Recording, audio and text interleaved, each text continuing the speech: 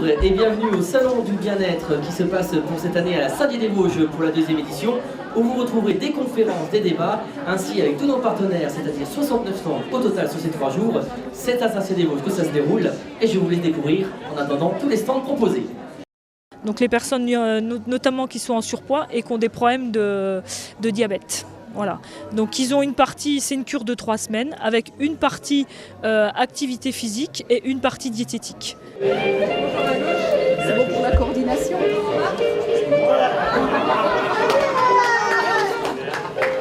On propose des danses sur lesquelles les personnes à mobilité réduite comme les personnes plus autonomes peuvent assister. C'est des danses pour réussir à se mouvoir un peu plus, faciliter et procurer un peu plus de plaisir, d'autonomie.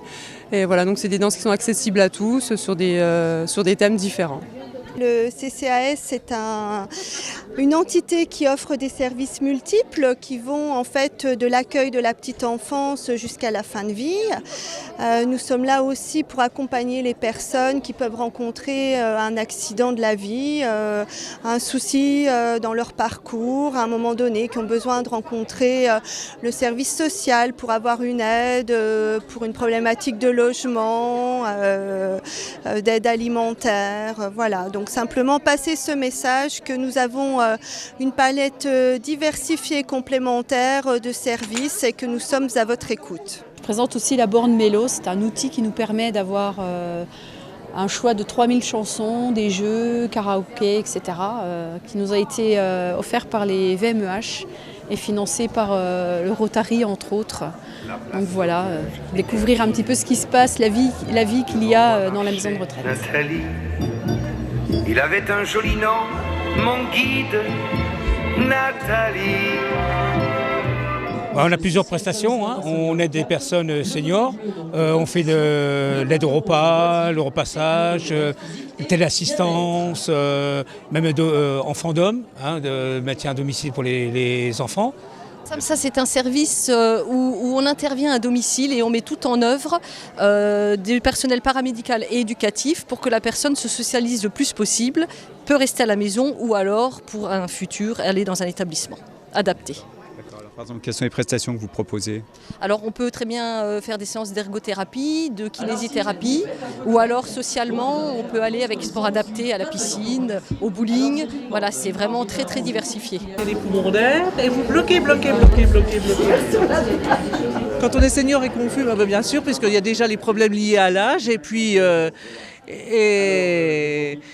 une aggravation des dégâts puisque la fonction respiratoire diminue au fur et à mesure depuis l'âge de 25 ans. Elle diminue beaucoup plus vite chez le fumeur. Mais il n'est jamais trop tard pour arrêter. Il n'est jamais trop tard pour arrêter, il y a toujours des bénéfices. Une qualité de vie, et la fierté, la satisfaction pour soi. Donc quand je vois les gens en consultation tabac, je leur fais déjà évaluer ce qu'ils aiment dans le fait de fumer et ce qu'ils n'aiment pas dans le fait de fumer, ce qu'ils craignent en arrêtant de fumer et ce qu'ils espèrent de l'arrêt du tabac.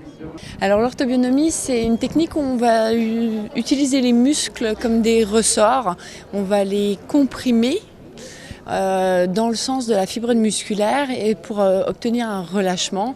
Et comme ça, la structure osseuse va pouvoir se remettre en place d'elle-même. D'adhérents qui ont jusqu'à 70 ans compris, qui sont vraiment très nombreux à disposer déjà du compte Amélie. Donc c'est encore une cible qui est ouverte à l'informatique, je pense, aujourd'hui. Au-delà, peut-être un peu moins. Il n'y a pas d'âge pour ouvrir un compte Amélie? Non, il n'y a pas d'âge, il n'y a vraiment pas d'âge. Et c'est très simple. Les visiteurs de malades en établissement hospitalier, c'est-à-dire les VMH, participent dans les EHPAD à apporter une présence, des animations, etc. Dans beaucoup de domaines, que ce soit le chant, la lecture, le bricolage, etc. Donc on a besoin de bénévoles parce que pour nous, le bénévolat c'est très important. Il n'y a pas besoin d'être spécialiste, il suffit d'avoir un peu de cœur et puis d'avoir envie de donner à tout le monde du bien, à nos anciens surtout qui nous ont tant donné. C'est une façon de leur rendre un petit peu ce qu'ils nous ont donné.